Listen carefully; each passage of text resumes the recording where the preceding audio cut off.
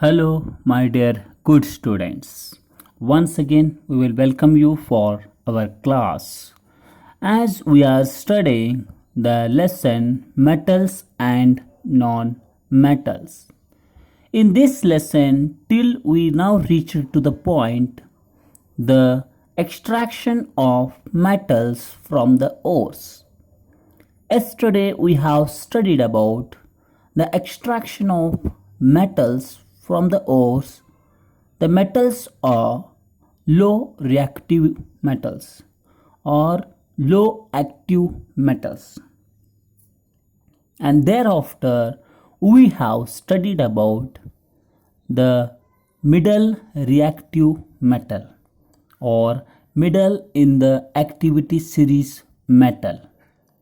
And thereafter we have studied about Thermit process, where you can see in the joining the rail tracks.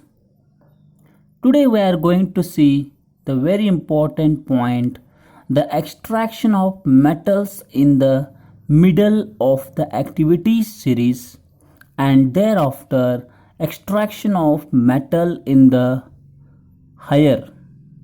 highly activity series.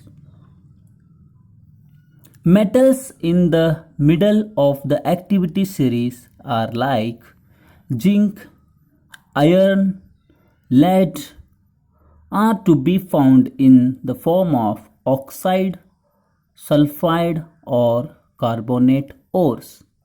Means zinc sulfide, iron oxide, lead oxide or zinc carbonate or zinc sulfide. In this way they are found in the nature.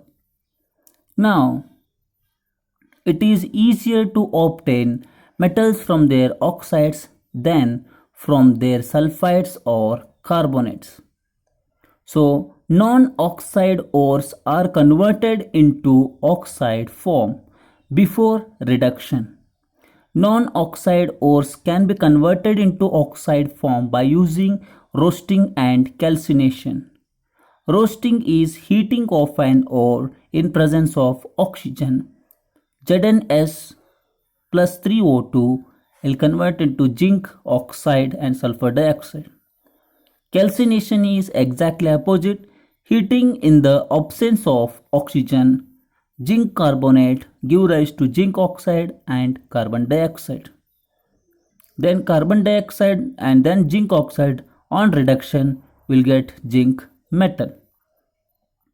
This is the case we are using the extraction of metals in the middle of the activity series. So very important, the next point is extraction of metals at the top of the activity series. As lastly we have studied about roasting and calcination. Roasting in the presence of oxygen, when we heat the metal will converts into oxides. After reduction they will form metal and then sending for refining.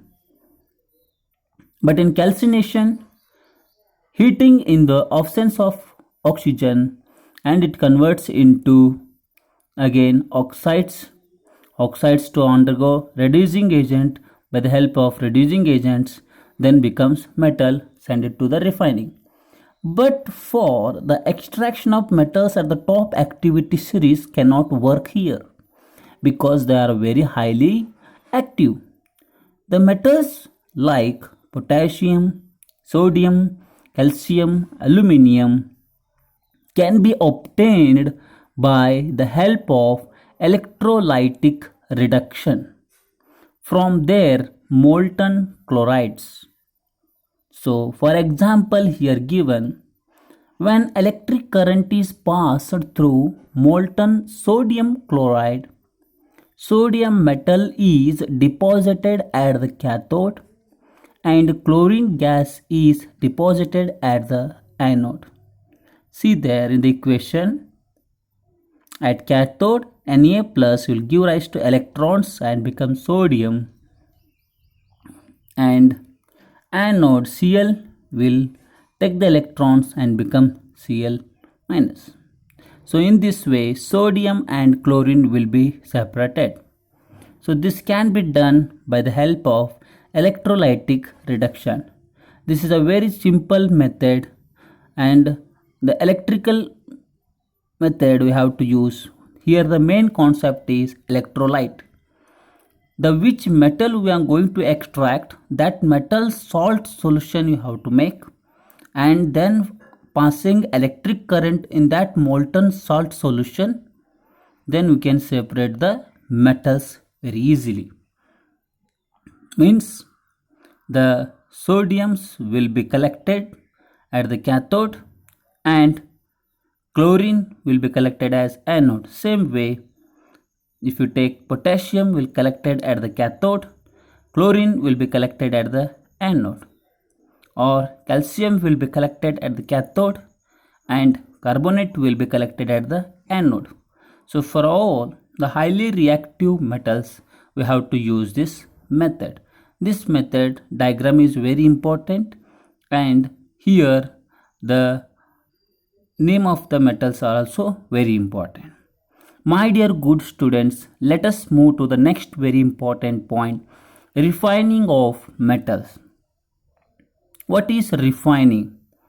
Refining means the removal of impurities from the metal to obtain pure metal is called refining of metals.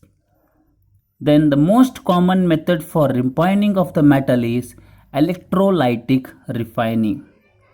So this diagram is a very important. You practice, and with explanation of the given below data is also very important. They will ask the question, explain the electrolytic refining of copper for 3 marks or for 4 marks sometimes. With another question from this concept is, what is anode mud? So we are going to see now in detail.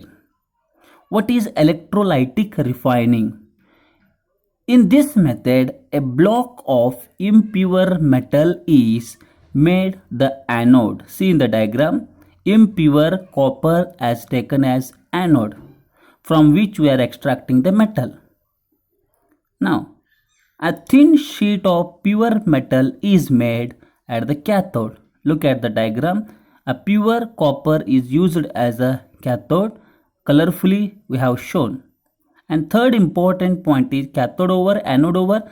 Third important point is the electrolyte is salt solution of metal to be purified. The metal which you have to purify, that metal salt we have to use as an electrolyte. So for that we are going to purify copper from this method. So we have to use the salt of copper. Salt of copper we have used here, copper sulfate CuSO4 solution as an electrolyte. Electrolyte is important for conductivity of the electric current and for the exchange of charges. In the electronic refining of copper, a block of impure copper is made the anode, thin sheet of pure copper is made cathode, electrolyte is acidified copper sulfate. What it is acidified? Why you have to acidify? We need to add some amount of HCl or H2SO4, some amount of HCl, make it acidify. Why? Why means to increase the conductivity of charges. To increase the conductivity of electric charges, so we need to acidify it. It's a very important. Why we need to acidify the electrolytic solution? When electrolytic current is passed through electrolyte, pure copper from the anode is deposited at the cathode, and then the anode mud will be formed, impure. Anode mud, very important, impurities formed in this one. Thank you very much, my students. May God bless you. Share this message.